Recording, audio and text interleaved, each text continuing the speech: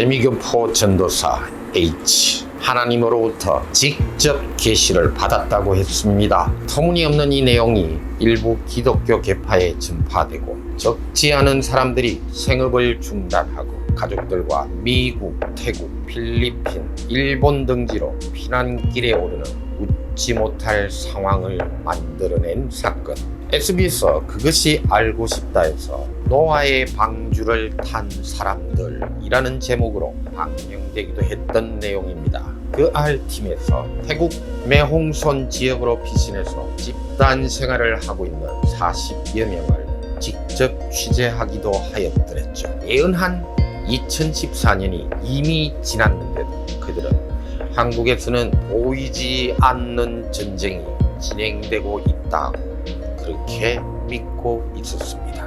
그로부터 1년 남짓 한국으로부터 들려온 전화. 가라앉은 심각한 목소리에 시리에 잠긴 남자의 목소리를 통하여 그 노아의 방주 사건이 아직도 여전히 끝나지 않고 있다는 걸 라이언은 알게 되었습니다. 우리 아이들을 찾아주십시오. 아이들을 찾는 아버지는 한 사람도 아닌 세 사람이나 되었으니 세 가족의 아이들은 모두 8명. 그중 성년을 막 넘긴 아이가 3명, 미성년자 어린 자녀들이 5명이나 되었습니다.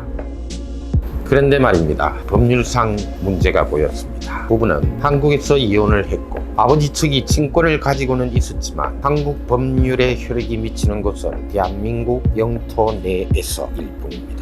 친권이 없는 엄마가 태국에서 아이들을 데리고 있다는 사실만으로 엄마로부터 아이들을 분리할 수 있는 적정한 법률을 찾을 수 없었던 겁니다. 태국 형법 310조 이하는 유치강금죄를 규정하고 있습니다. 이 법률 적용도 어려웠습니다. 유치강금죄는 의사에 반하여 타인의 자유를 제한하는 경우에 적용할 수 있는 법률인데 자율의사로서 태국에 왔고 강제적 구금을 입증할 수도 없고 여권법 위반에 대한 것을 검토해 보았습니다. 이들은 필리핀에서 장기간 집단 생활을 하다가 다시 한국, 대만을 거쳐 태국으로 들어온 지 채 3개월이 안 되었으니 체류 기간을 이유로 경찰력을 행사하기도 어려운 상황. 난감했습니다. 난감하네 학법률적이건 편법적이건 우선 그들의 소지지를 파악하는 것이 문제였습니다. 목사, 이 목사는 이미 이단으로 낙인 찍혀서 파문을 당한 상태였는데요. 목사와 목사의 아내, 딸 이렇게 무리를 이끄는 3명을 포함해서 도합 24명의 소재지를 파악한다는 것은 쉽지 않은 일이기도 했습니다. 우선 SBS 방송에 나왔던 집단 거주 지역으로 사람을 보내어 보았습니다. 북부 매홍소 거기에서도 종적을 찾을 수 없었습니다. 어떻게 해야 하나? 남한 땅의 거의 5배에 달하는 태국 땅에서 수소문을 해서 찾는다는 것은 거의 불가능에 가까운 일. 하지만 궁하면 통하고 사람이 하고자만 한다면 안 되는 일은 없는 법이죠. 소재지를 빨리 파악해서 어린 아이들을 정상적 사고를 가진 부모의 부모로 돌려주어야 한다. 소재지 파악을 위한 유일한 단서 하나가 나왔습니다. 태국으로 건너온 아이들 중에 한 아이가 한국에서 사용하던 휴대폰 전화, 그 아이가 태국에서도 SNS를 사용하는 것으로 포착된 것입니다. 휴대폰에 대한 위치 추적을 할 수 있다면 집단 소재지를 파악할 수 있겠다는 생각이 들었습니다.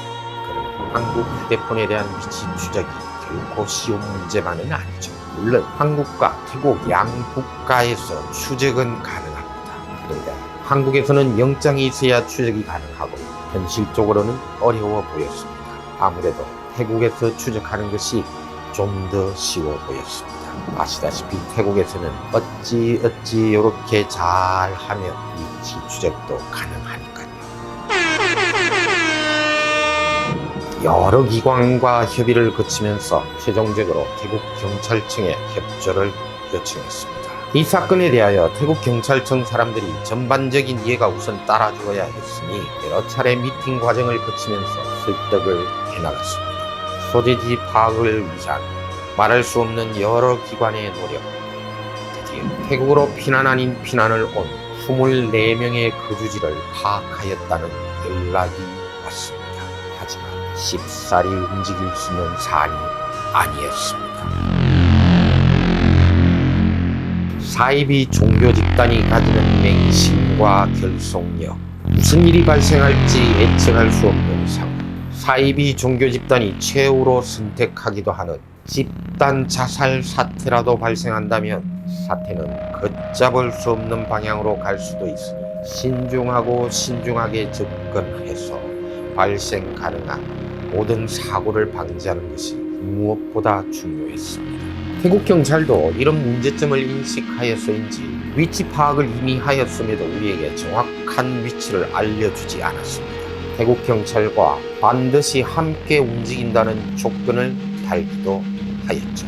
한국인이 사건 현장에 나타나게 되면 집단의 반발이 발생할 수도 있겠고, 라이언은 뒤로 빠지고 태국 변호사 2명을 경찰들과 투입시키기로 결정합니다. D-Day 날 태국 경찰은 아침까지도 여전히 우리에게 정확한 위치를 알려주지 않고 있는 상황. 아마도 태국 북부 어느 지역에선가 집단 생활을 하고 있을 것이라는 예상을 해보았지만 모두의 예상과 달리 파타야로 가는 중간 지점, 촌부리 어느 지역에서 주택을 빌려서 생활하고 있었습니다. 이민국 경찰이었습니다.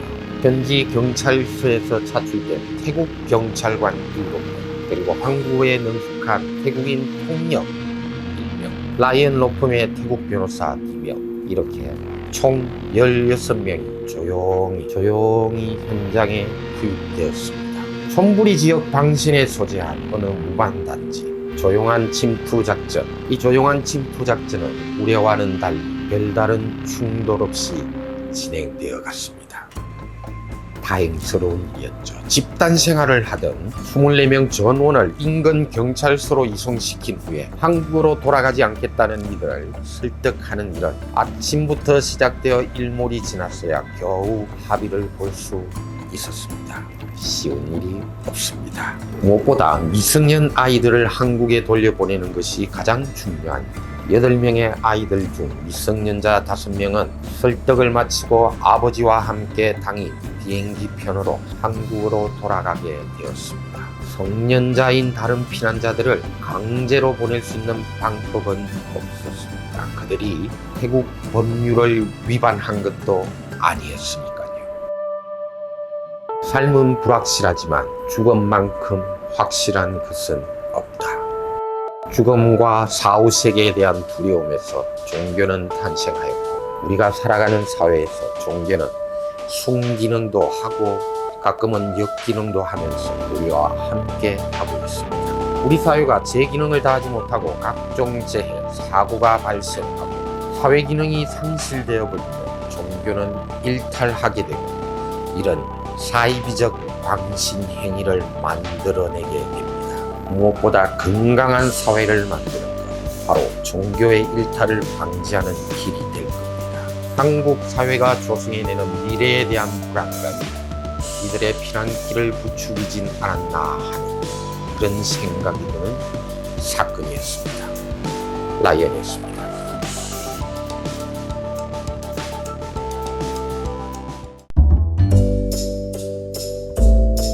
Songkram ศาสนาพุทธศาสนาคริสต์ศาสนาคริสต์ 난